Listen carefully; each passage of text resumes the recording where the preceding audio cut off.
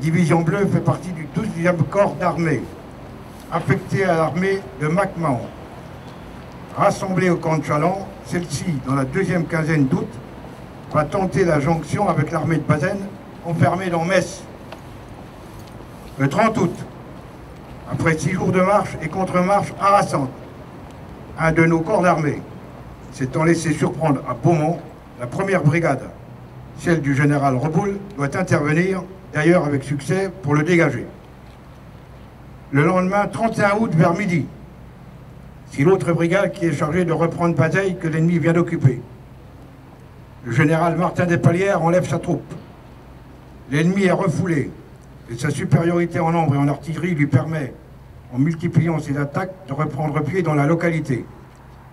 La mêlée est acharnée. Les pertes sont sévères des deux côtés. Le général Martin Despalières est blessé et le village en feu. Vers 4 heures de l'après-midi, les nôtres ne tiennent plus que les lisières nord du village.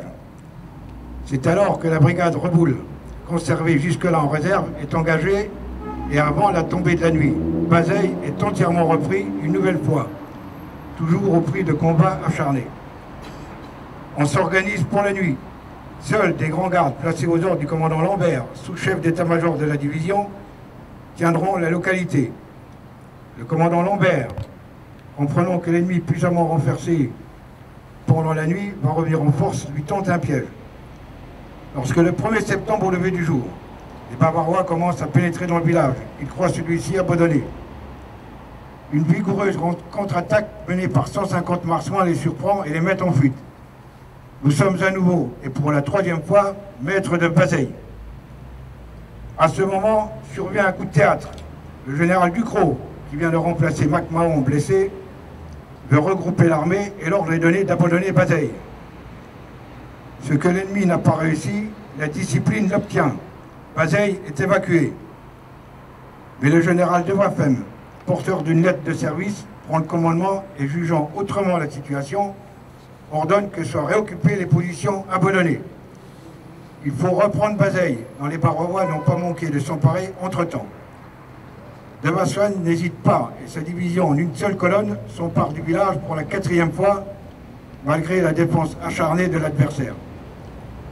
Le 1er corps d'armée bavarois, renforcé d'une division supplémentaire et appuyé par une artillerie de plus en plus nombreuse, reprend ses attaques qu'il combine avec des manœuvres d'encerclement, tandis que, dans le village, se multiplient les incendies. Luttant à 1 contre 10, les marsouins, malgré les obus qui les écrasent, et les incendies qui les brûlent et les font suffoquer, défendent pied à pied chaque rue, chaque maison et chaque pont de mur. Ils ne cèdent le terrain que très lentement, infligeant à l'ennemi des pertes sévères. Ils tiendront jusqu'à l'épuisement complet des munitions. Le capitaine Aubert tire la dernière cartouche. Tel est, brossé à large trait, le glorieux exploit des milliers de soldats de marine, de toutes armes et services, groupés sous les ordres du général de Vascogne. Il explique pourquoi Bazeilles est devenu le haut lieu et le symbole des troupes de marine.